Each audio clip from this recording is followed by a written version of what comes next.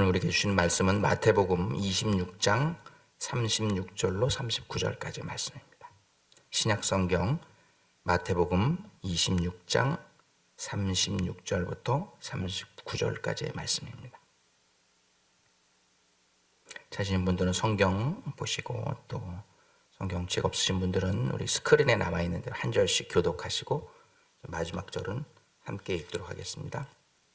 제가 먼저 36절 말씀 읽습니다. 이에 예수께서 제자들과 함께 겟세마네라 하는 곳에 이르러 제자들에게 이르시되 내가 저기 가서 기도할 동안에 너희는 여기 앉아 있으라 하시고, 베드로와 세베대의 두 아들을 데리고 가실새 고민하고 슬퍼하사 이에 말씀하시되 내 마음이 매우 고민하여 죽게 되었으니 너희는 여기 머물러 나와 함께 깨어 있으라 하시고, 조금 나아가사 얼굴을 땅에 대시고 엎드려 기도하여 이르시되 내 아버지여, 만일 할만하시거든 이 잔을 내게서 지나가게 하옵소서. 그러나 나의 원대로 마시옵고 아버지의 원대로 하옵소서 하시니라.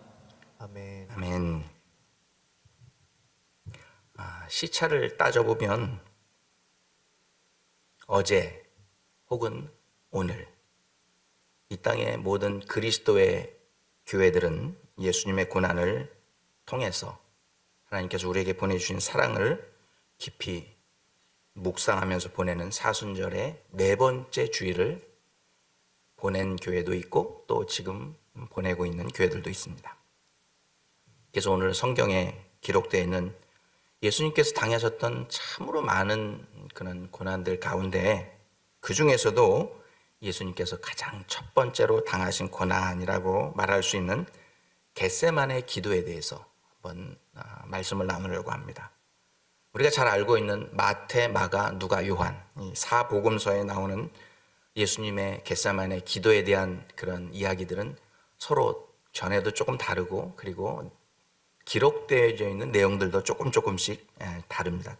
그래서 제가 사복음서에 나와 있는 이 겟세마네 기도에 대한 스토리를 쭉 읽어서 종합해서 말씀드리면, 겟세마네 기도 이 상황의 전후에 발생한 일들은 이렇습니다.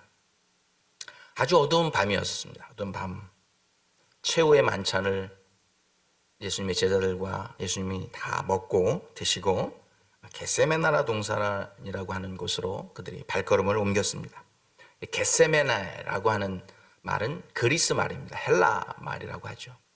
무슨 뜻이냐면은 기름 짜는 틀이라는 그런 뜻입니다. 영어로 말하면 올리브 프레스, 올리브 오일 프레스라고 말할 수 있습니다. 기름은 올리브 기름을 짜는 기계, 그것을 바로 겟세마네, 그 이름이 붙을 정도로 그 겟세마네 동산 주변에는 많은 올리브 나무들이, 감람나무들이 무성해 있었습니다. 어두운 밤이었는데도 불구하고 예수님과 예수님의 제자들은 그 밤길에 겟세마네 동산으로 가는 길을 너무 익숙하게 지나갔습니다. 어떻게 또랑에 빠지는 사람도 없고 넘어지는 사람도 없고 익숙하게 그 겟세마네 동산으로 걸어갔습니다. 왜냐하면 예전에도 예수님과 수도 없이 이 겟세마네에 와서 기도하는 습관을 배우고 또 함께 기도했던 곳이기 때문이죠. 여느 때와 같이 겟세마네 동산으로 기도하러 갔습니다. 하지만 그날 밤은 조금 달랐습니다. 그곳에서 기도하시는 예수님의 모습도 예전하고는 많이 달랐습니다. 또 예수님을 따라서 기도 훈련을 받았던, 기도했던 제자들의 모습도 예전하고 달랐습니다. 예수님의 달랐던 모습은 그전 모습하고 조금 다르게 땀방울이 핏방울이 될 정도로 간절히 기도하는 예수님의 모습이었습니다.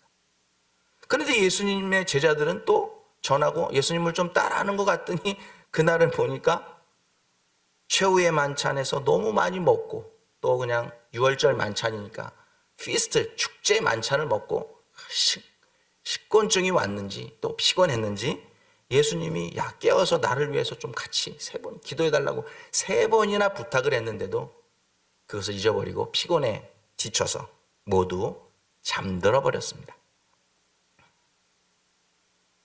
그리고 그들이 정신을 바짝 차렸을 때는 그것에 예수님을 잡아가기 위해서 횃불과 무기를 든 무리들이 당도했습니다.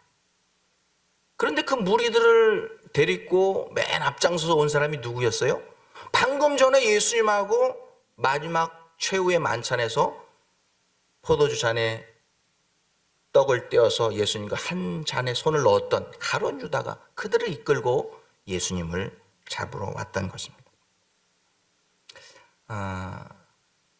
이태리의 유명한 화가였던 제세페 사자리라고 하는 사람이 이 유명한 명화를 그렸는데 체포당하시는 예수님이라는 제목입니다. 여기를 보면 그 당시 상황이 아주 잘 기록되어져 있습니다. 그런데 예수님은 그들이 왜 왔고 그리고 이 순간 이후부터 무슨 일이 벌어질지 예수님은 다 알고 계셨습니다. 그래서 주님께서는 그들을 피하시지 않고 당당히 그 무리들 앞에 나가셔서 이렇게 물으셨습니다. 너희가 누구를 찾느냐? 이렇게 물으셨어요. 그랬더니 그 무리들가 나사렛 예수를 찾습니다 하고 대답했습니다. 그랬더니 예수님께서 그 사람이 바로 나다. 그가 나다 라고 말씀하셨습니다. 그랬더니 이 소리를 듣고 아니 예수님을 잡으러 왔던 먼저 도착한 사람들이 뒤로 물러서서 땅바닥에 엎드렸습니다. 성경에 여기저기에 기록된 내용들을 보면 여기에는 기록되어 있지만 또 다른 복음서에는 기록되지 않는 이런 내용들이 그 중에서 예수님이 내가 그다? 내가 나사렛 예수라니까 먼저 온 무리가 뒤로 물러서서 땅바닥에 엎드렸습니다. 그 전에 예수님이 행하셨던 놀라운 기적들, 이적들을 경험했기 때문에 저분이 그 놀라우신 나사렛 예수 바로 눈앞에서 보니까 그들은 좀 당황했을지도 모르겠습니다. 놀랐을지도 모르겠습니다. 그래서 땅바닥에 엎드려. 그런데 그 다음에 또 이어서 따라왔던 무리들이 있었습니다. 그때 그들에게도 예수님께서 다시 물으셨습니다. 너희가 누구를 찾느냐? 그랬더니 예수님께서 똑같이 말씀하십니다. 아니 그들이 나사렛 예수를 찾는다네. 예수님께서 바로 그 사람이 나다 하고 예수님께서 한 번 더 추가해서 말씀하시는 게 뭐냐면 내가 그니 너희가 찾는 그가 나니 나와 같이 있는 이 사람들은 가도록 용납하라 이렇게 부탁을 합니다. 이렇게 예수님께서는 자신이 잡혀 죽게 되는 그런 상황 가운데서도 피하거나 도망하시지 않고 일부러 잡혀주셨고 그리고 잡히는 순간에도 제자들의 안위를 걱정하는 모습을 우리는 볼 수 있습니다. 이렇게 예수님께서 제자들을 사랑하시되 끝까지 사랑하시니라 하신 말씀을 이 겟세마네 동산에서 일어났던 일을 통해서 우리는 공감하게 돼요. 정말 예수님께서는 우리를 사랑하시고 제자들을 사랑하시는데 끝까지 사랑해 주셨구나. 그것을 알 수 있어요. 그리고 곧 가룟 유다가 예수님께 나가서 예수님께 입맞춤을 합니다. 예수님의 입맞춤을 할 때 그것이 작전 개시 신호였었죠. 내가 누군가에게 입맞춤을 하면 그 사람이 바로 나사렛 예수니까 그 사람을 잡아라. 그랬더니 키스를 하는 순간, 입맞춤을 하는 순간 이 무리들이 예수님을 잡아가려고 했습니다. 그때 칼을 가지고 있었던 베드로가 대제사장의 종이었던 말고라고 하는 사람을 칼로 내려쳤습니다. 어떻게 내려쳤는지 성경에는 나오지 않지만 이것을 피하다가 그랬는지 여기 그림에 보니까 베드로가 말고를 이렇게 칼로 찔러 죽이려고 하는데 피하다 그랬는지 오른쪽 귀가 잘려나가는 사건이 벌어집니다. 바로 그때 예수님께서 베드로에게 이런 말씀을 하십니다. 요한복음 18장 11절 예수께서 베드로더러 이르시되 칼을 칼집에 꽂으라. 아버지께서 주신 잔을 내가 마시지 아니하겠느냐 하시니라.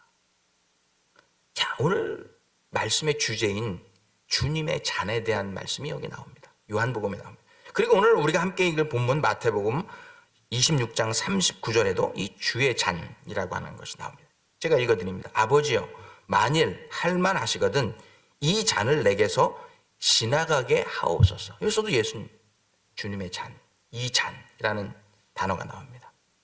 그리고 신약 성경에 한 번 더 이 주님의 잔이라고 하는 단어가 나오는데 마가복음에도 똑같이 나옵니다. 이건 언제 나오냐면 예수님께서 이제 예루살렘으로 죽으시기 위해서 올라가십니다. 올라가시면서 제자들에게 이렇게 말씀하십니다. 내가 이제 예루살렘에 가면 대제사장들과 바리새인들 앞에서 잡혀서 십자가에 달려 죽게 될 것이다. 이 말씀을 하시는데 제자들과 또 예수님을 따르던 다른 여자 제자들과 그 무리들은 다른 생각을 하고 있었어요. 예수님은 예루살렘에 가서 죽으실 생각을 했는데 이 제자들은 무슨 생각을 했냐면 성경에 보니까 세베대의 두 아들을 데리고 어머니가 예수님께 나갔다고 그랬어요. 세베대의 두 아들 누구냐면 야고보와 요한입니다. 야고보와 요한의 어머니가 이 두 아들을 데리고 예수님께 가서 예수님 예루살렘에 올라가셔서 이제 왕이 되실 텐데 왕이 되시면 오른쪽에 야고보 왼쪽에 요한 우리 아들들 하나씩 외무부 장관 내무부 장관으로 삼아주십시오. 요즘 말로 하면 뭐예요? 인사청탁을 하는 거예요. 예수님은 돌아가시려고 하시는데 제자들과 그를 따르는 무리들은 그 왕이 되시면 자기네들이 차지할 그런 인사청탁을 하는 것입니다. 바로 그때 예수님께서 야고보와 요한에게 이 말씀을 하십니다. 마가복음 10장 38절 내가 마시려는 잔을 너희가 마실 수 있느냐? 라고 이렇게 묻습니다. 여기서도 예수님께서 마시려 했던 잔, 주님의 잔에 대한 이야기가 기록되고 있습니다. 이같이 주님의 잔, 주의 잔, 내 잔이라고 하는 이 잔에 관한 이야기가 신약 성경에 이렇게 제가 지금 읽어드린 세 곳에만 나옵니다. 여러분 그러면 주님께서 말씀하신 주님의 잔, 내 잔은 어떤 의미일까요? 저는 오늘 그 주님의 잔, 진정한 의미가 무엇이고 아울러서 크리스천으로서 우리가 과연 이 험난한 시대를 살아가면서 어떻게 사는 것이 주님께서 주신 우리에게 허락하신 잔을 우리가 순종하면서 받아 마시면서 걸어가는 삶인지 살펴보길 원합니다.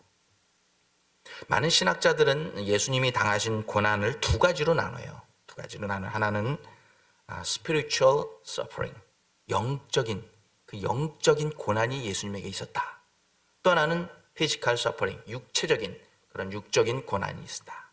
그런데 이 영적인 고난과 육적인 고난이 동시에 합쳐져서 예수님을 고통스럽게 만들었던 첫 번째 순간이 겟세마네의 기도 순간이었다라고 말합니다. 왜냐하면 여러분 인류가 만든 최악의 극형이 뭐예요? 십자가 사형이잖아요. 그 사형을 앞에 두고 가장 잔인하고 고통스러운 그 십자가 극형이라고 하는 그런 고난의 쓴 잔을 받으시기 바로 전 겟세마네 동산에서 하나님께 우리 예수님께서 하나님 아버지 간절히 구하옵나니 하나님께서 할 수만 있으시거든 이 잔을 이 십자가 고난의 쓴 잔을 이 죽음의 잔을 내게서 다른 데로 옮겨주실 수 있으면 그렇게 해주셨으면 좋겠습니다 하고 3번에 걸쳐서 땀방울이 핏방울이 되도록 그렇게 기도하셨어요. 그러니까 예수님의 영적인 고난, 고통이 얼마나 심했는지 알 수 있는 장면입니다. 뿐만 아닙니다. 예수님께서 기도하실 때 얼마나 간절히 기도하셨냐면 육체적인 변화가 일어났잖아요. 땀이 나야 되는데 땀이 변해서 피로 변해서 흘러내렸다는 것입니다. 이것은 육체적인 고통까지 같이 나타나는 그런 모습을 볼 수 있습니다. 저희 교회도 마라톤 하시는 분들이 계신데 땀방울이 핏방울이 된다. 이거는 내가 경험을 못했는데 막 뛰잖아요. 제가 마라톤을 전에 떠봤더니 이 코에서요 숨을 쉬는데 콧물이 아니라 핏물이 나오는 것 같아요. 막 피 냄새가 막 납니다. 얼마나 힘든지. 예수님께서 얼마나 힘드셨으면 땀방울이 핏방울이 됐을까. 그런 영적인 고난과 육적인 고난이 함께 만나서 예수님을 고통스럽게 했던 첫 번째 사건이 이 겟세마네 기도라고 하는 것입니다. 저는 이러한 예수님의 영적인 고통, 육적인 고통이 만나서 참으로 그 밤에 엄청난 갈등을 하셨겠구나 하는 생각을 하게 되는 아주 예수님의 그런 고난에 비하면 아무것도 아니겠지만 조금 비슷한 경험을 해본 적이 있습니다. 언제냐면 제가 대학 대학을 졸업하고 ROTC 장교로 소위 계급장을 달고 이제 광주에 있는 상무대라고 하는 보병 장교학교, 보병학교에 입소를 했습니다. 16주간을 훈련을 받는데 여러 가지 훈련을 받습니다. 16주 동안 받으니 얼마나 많이 받겠어. 근데 그 중에서 제일 힘든 훈련이 뭐냐 그러면 하나는 공수훈련, 하나는 유격훈련입니다. 근데 그 둘 중에서 어떤 게 더 힘드냐 그러면 유격훈련이 더 힘들었던 것 같아요. 유격훈련이 뭐냐면 분장을 메고 100km를 행군을 하고 그 다음에 이제 철조망, 장애물 이런 걸 넘는 진흙탕 훈련을 합니다. 여러분 많이 막 등으로 긁고 진흙바닥에서 막 그런데 넘어가는 거 여러분 보셨잖아요. 그런 훈련합니다. 그리고 이제 방독면을 쓰고 가스실에 화생방 가스실에 들어가서 좀 있다가 가스를 벗고 막 체조를 하고 막 말하게 시키. 그러면은 숨을 쉬어야 되잖아요. 그때 한 모금이라도 이 가스가 들어가면 아이 눈에서 눈물, 콧물 막 그냥 구멍에서는 다 물이 나오는 거예요. 그런 훈련을 받고 마지막으로 유격훈련에서 최고의 난이도 훈련이 저를 기다리고 있었습니다. 뭐냐면 계곡 이쪽에서 계곡 저쪽까지 길이가 200m예요. 200m인데 거기를 이제 쫙 저기 철줄로 연결했는데 저기를 두 손을 딱 잡고 거기에 도르래를 걸어가지고 쫙 178m라고 그러더라고요. 178m를 가서 딱 손을 놓고 깊은 강물로 이렇게 다리를 L자로 딱 하고 있다가 탁 손을 놔야 이제 들어가는 거예요. 도하 훈련이라고 하는데. 아니 그거를 받는 날인데 교관이 그러는 거예요. 어제 너희들 동기 중에서 저거 타고 내려가다가 이거 손을 안 놔가지고 반대편 저 절벽에 부딪혀 죽은 동기생이 생겼다. 그래서 지침이 내려왔는데 너네들 도저히 무서워가지고 그 강물 속에 빠지지 못하면 그냥 아예 여기서 못한다고 해라. 그러면 지금 바로 훈련소에서 퇴소해갖고 하사로 강등해서 군생활 똑같이 하고 제대할 수 있게 해준다. 이런 지침이 내려왔다는 거예요. 아니 여기 딱 쓰니까 그 생각이 나는 거예요. 이거를 내려갈까? 그만하지 말고 그냥 하사로 그냥 군생활 할까? 아니 장교로 그냥 할까?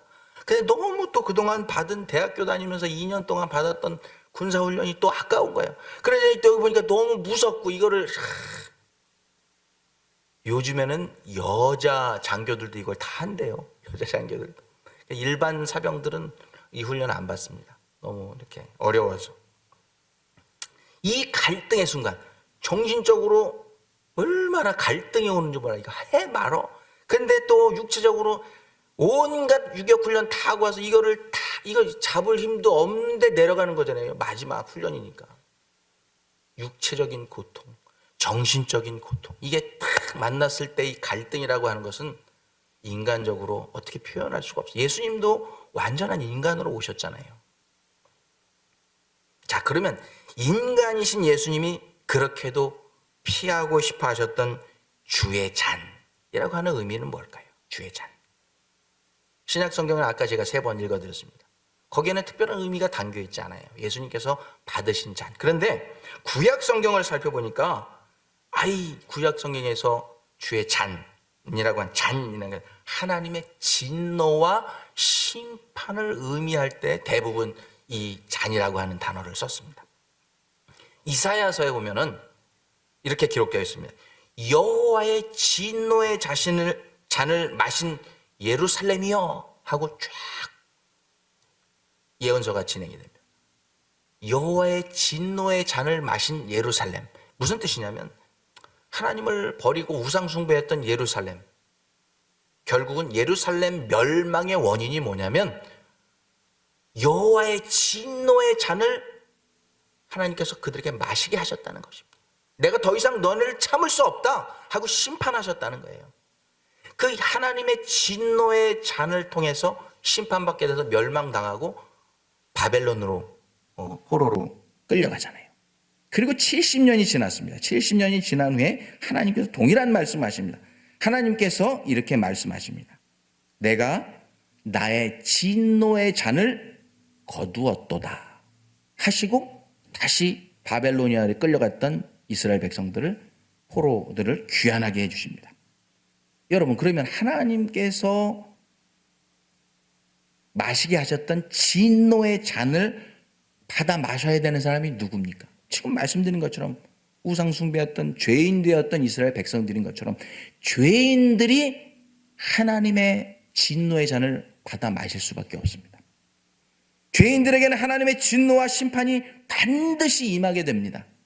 그런데 이 하나님의 진노의 잔을 받아 마셔야 될 죄인된 우리 대신 누가 그 진노와 심판의 잔을 받아 마셨다고요? 우리 주 예수 그리스도께서 우리가 마셔야 될 하나님의 진노의 잔, 심판의 잔을 예수 그리스도께서 우리 대신 받아 마셨다고 하는 것입니다. 우리 대신. 여기서 우리는 주님의 잔의 특징을 하나 발견하게 됩니다. 첫 번째 특징은 뭐냐면 주님이 받으셨던 그 잔은 바로 우리 대신 받으신 잔이라는 거예요. 우리 대신 받으신 잔. 한국식으로 표현하면 뭐라고 그럴까요? 여러분들 뭐 사극 좋아하시는 분 있지만 여러분 그동안 사극 이렇게 보시면 사약을 내리잖아요. 쓴 사발에 사약을 내리면 그 사약을 받고 어떨 때 보면은 막 전하하고 이렇게 절하고 받아먹고 죽잖아요. 그런 것들. 근데 여러분 보실 때 사약을 대신 받아먹고 죽는 사람 봤어요? 저는 여태까지 사극을 보면서 왕이 내린 사약을 대신 받아먹고 그 쓴 약을 받아먹고 독약을 받아먹고 대신 죽는 그런 장면은 여태까지 한 번도 본 적이 없어요. 우리 주님이 받으신 진노와 심판의 잔은 우리가 받아야 될 진노와 심판의 잔을 대신 받으신 잔이 주의 잔이라는 거예요. 또 한 가지 주님의 잔의 특징은 뭐냐면 피하지 않고 받으신 순종의 잔이었다는 거예요. 여러분, 겟세마네 기도에서 주님께서 드렸던 많은 기도 중에 핵심이 뭐예요? 아버지요, 만일 할만하시거든 이 잔을 내게서 지나가게 하옵소서, 혹은 옮겨주시옵소서, 이런 표현들이 나와 있습니다. 그렇게 해주시기를 원하나이다. 그렇게 기도하신 이유가 무엇일까요? 대부분의 사람들은, 그리고 저와 여러분, 저도 말씀 준비하기 전까지는 그렇게 생각을 했어요. 대부분의 사람들은 십자가의 고통이 너무 극심하니까 그 고통을 알면서 당해야 되니까 그것을 피하고 싶어서 예수님께서 그렇게 기도하셨다 라고 생각할 수 있습니다. 육체적 고통이 너무너무 심했기 때문에 그것을 받으시기 두려워서, 그러니까 예수님께서 정신적으로 무섭고 육체적으로도 고난이 두려워서 그것을 지나가게 하도록 하나님께 기도했다라고 우리가 말할 수 있습니다. 그런데 사실은 예수님께서 그 십자가의 고난이 두렵고 무서워서 너무 아플 것 같아서 그런 기도를 들으신 것이 아닙니다. 왜 그런지 아세요? 초대교회의 순교 역사가 기록된 책들을 보면은 그 이유를 쉽게 알 수 있습니다. 초대교회 성도들은 기독교 박해를 통해서 수없이 순교를 당했어요. 로마 황제의 기둥에 묶여서 화형을 당합니다. 사자에게 물려서 찢겨서 죽임을 당합니다. 톱에 켜서 거꾸로 달리는 사람을, 다리를 이렇게 나무에 달아서 거꾸로 달려서 사람을 톱으로 썰어서 둘로 조각내서 죽여버립니다. 그런데 순교에 관한 이런 기록들을 보면 그 순교를 당할 때 그리스도인들이 두려워서 떨면서 살려주세요, 나는 날 살려주세요, 나는 그리스도인이 아닙니다, 이렇게 죽어간 사람들의 기록이 별로 없어요. 대부분의 사람들은 믿음으로 굳게 서서 마지막 순간까지 찬송하면서 죽음을 맞이했다는 것을 볼 수 있어요. 하물며 예수님께서 그게 무서워가지고 하나님 나 십자가 고난 당하지 않게 지나가게 해주세요, 그렇게 하지 않으셨을 것이에요. 왜냐하면 초대교회를 이끌었던 12명의 사도들 있습니다. 베드로와 11명의 사도들이죠.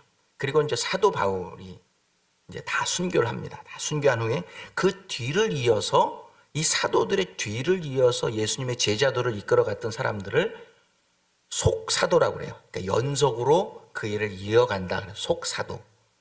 그리고 다른 말로는 교부라고도 얘기합니다. 그래서 Apostolic Father of the Church, 하나님 교회의 사도적인 교부라고 말합니다. 그래서 이 사람들이 이 복음을 전하고 예수 그리스도의 부활 복음을 전했던 시간을 사도적, 속사도적 교부 시대라고 합니다. 근데 이 사람들이 이제 다 순교를 당하고 나서 나타난 사람이 교황이에요, 교황. 그러니까 교부 시대가 끝나고 교황이 나타나면서 더 이상 교부, 사도적인 교부가 없어졌는데 교황이 등장하면서 교회가 썩어가기 시작합니다. 부패하기 시작합니다. 바로 이 사도적인 교부, 사도, 속사도 중에서 대표적인 사람 두 명인데 이그나시우스라고 하는 사람하고 폴리가베라고 하는 사람이 두 분이 있습니다. 이 이그나시우스라고 하는 분은 안디옥 교회, 사도 바울을 선교사로 파송했던 교회, 이 안디옥 교회의 감독이었습니다. 그리고 폴리가베라고 하는 이분은 서모나 교회의 감독이었습니다. 이 두 분은 아주 절친한 친구였었어요. 절친한 친구였어요. 이 로마 황제였던 아우렐리우스라고 하는 황제 기간 동안 이 폴리갑이라고 하는 목사님, 지금으로 하면 목사님이죠. 교회의 감독이었으니까. 이제 사형을 당하게, 기둥에 묶여서 사형을 당하게 되는데 그때 마지막으로 야, 네가 예수를 모른다고 한마디만 하면 서머나 지역에서 귀족처럼 살다가 너 나이가 이제 86세야. 편안하게 눈 감을 수 있게 해줄게. 그렇지만 그는 이렇게 말했습니다. 주님은 지난 86년 동안 나를 한 번도 버리신 적이 없는데 오늘 내가 어떻게 그분을 모른다고 할 수 있겠습니까? 나는 그분을 찬송하며 불 속에 들어가겠습니다. 화형을 다 하는데 불을 지피기 전에 이제 불을 장작 위에 올려 기둥에 묶어놨잖아요. 마지막 불 붙이고 때 그가 했던 기도 내용이 전해져 내립니다. 제가 읽어드립니다. 하나님 아버지, 저같이 부족한 것을 순교자의 반열에 서게 해주시고 예수님의 고난의 잔에 참여시켜 주신 오늘 감사와 찬송을 드리나이다 하고 순교를 다. 기도의 내용이 주님의 고난의 잔을 마실 수 있도록 해주신 것을 감사하고 영광을 돌린다. 이런 모습으로 순교를 다 했어요. 그 이후에도 루터 시대에도 잔 후스 시대에도 그 사람들이 죽을 때 순교당할 때 비겁한 모습으로 거부하거나 반대하지 않고 죽었다는 것입니다. 극청 앞에서 두려워하지 않고 당당히 순교를 당했던 그들의 모습을 보면 예수님이 그 고난 때문에 무서워서 하나님 아버지 내가 이 잔을 떠나가게 해주세요. 옮겨주세요. 이런 기도를 드렸다는 것이 아니라는 거예요. 그럼 뭐냐? 여러분, 하나님께 저주를 받아서 심판을 당한다. 많이 들어봤잖아요. 하나님께 저주를 받아서 심판을 당한다 하는 것은 단순히 우리가 목숨을 잃어서 눈을 감고 죽는 것하고 다릅니다. 죄가 없으신 하나님의 아들이 이 땅에 오셔서 온 인류의 죄를 대속하시려고 우리가 지은 죄를 그리고 앞으로도 지을 죄를 한 번에 단번에 다 용서해 주시기 위해서 십자가에 달려 죽으시기 위해 이 땅에 오셨잖아요. 그런데 그걸 알면서 왜 예수님께서 그 십자가를 내게서 옮겨주시기를 원합니다. 이 고난의 잔을 옮겨주시기를 원합니다. 기도했을까요? 제가 이유를 찾아보면서 신학서적 찾아보니까 참 깊은 의미가 있더라고요. 성자 하나님은 천지 창조 그 이전부터 영원 전부터 영원 후까지, 영원의 전후가 없죠. 영원부터 영원까지 성부 하나님과 한 몸이신 분이 성자 하나님이세요. 그런데 십자가에 달려 죽게 되는 것뿐만이 아니라 하나님께 완전히 우리의 죄 때문에 외면당하시고 버림당하시고 죽임당하시고 하나님이 모른 채 하시고 완전히 forsaken, 완전히 버려버리시는 단절되는 그 상황이 오게 될 것을 주님이 두려워했던 거예요. 한 번도 주님과 단절된 적이 없었던 성자 하나님이 성부 하나님과 완전히 단절되는 그 심판, 그 상황이 올 것에 대해서 인간적인 예수님, 또 신으로 오신 예수님, 그것을 알고 있었기 때문에 그것이 너무나 두려웠던 것입니다. 사랑하는 성도 여러분, 우리도 마찬가지예요. 하나님 앞에 섰을 때 우리는 예수님을 믿고 다 구원을 받은 사람들이지만 구원받지 못한 사람들의 심판은 뭐냐면 하나님과 완전히 단절돼 버리는 거예요. 하나님과 완전히 단절돼 버려. 하나님이 모른다고 외면하는 거예요. 그것이 예수님도 미워하시고 두려워하셨던 그런 순간이라는 거예요.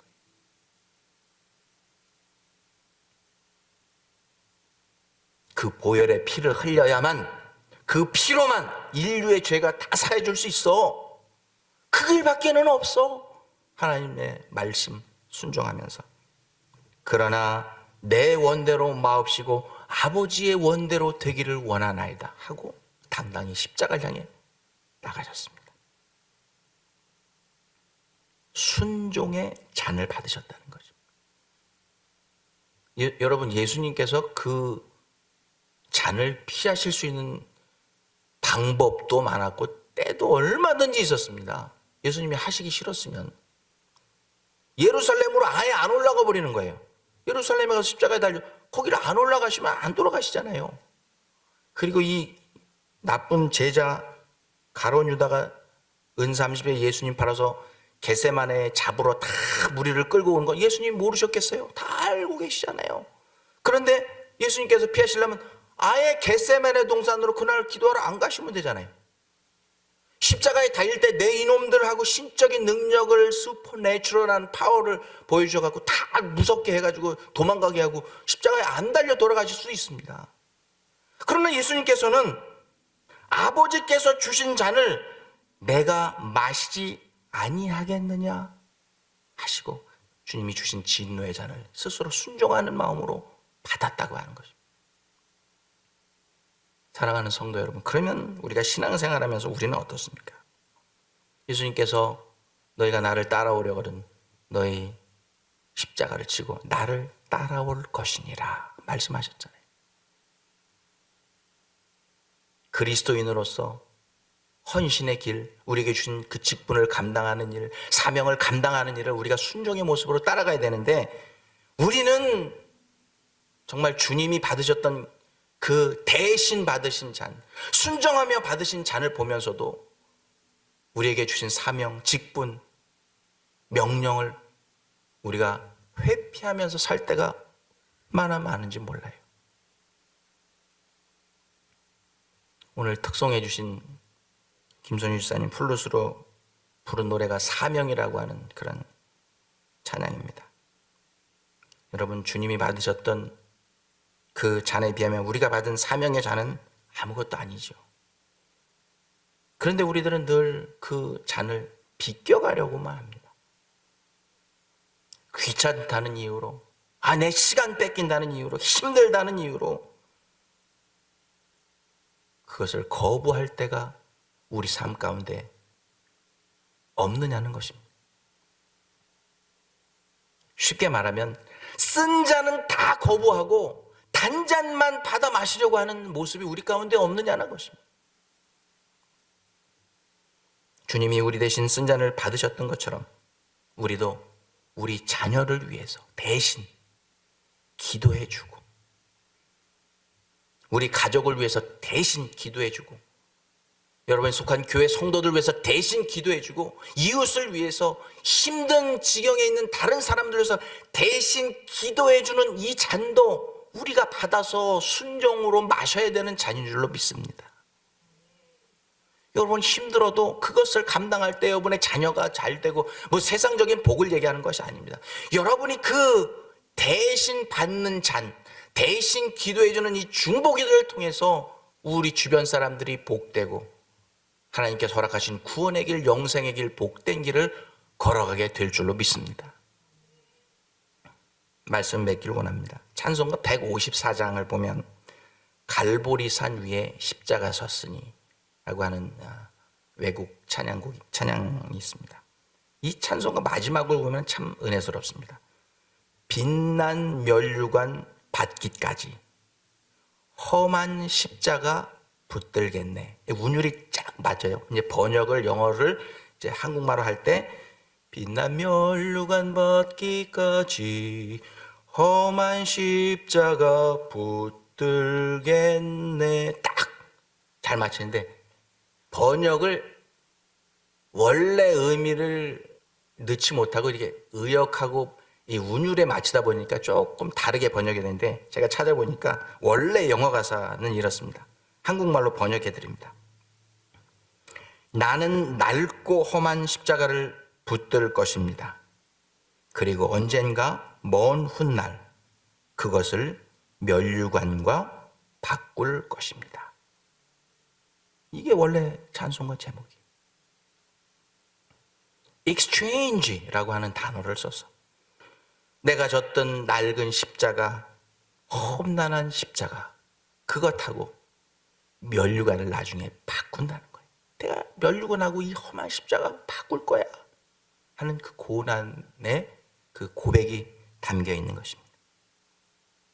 우리에게 주어진 십자가, 우리에게 주신 성도로서 받아야 할 고난의 잔을 우리가 피한다고 하면 우리가 몸은 편할 수 있죠.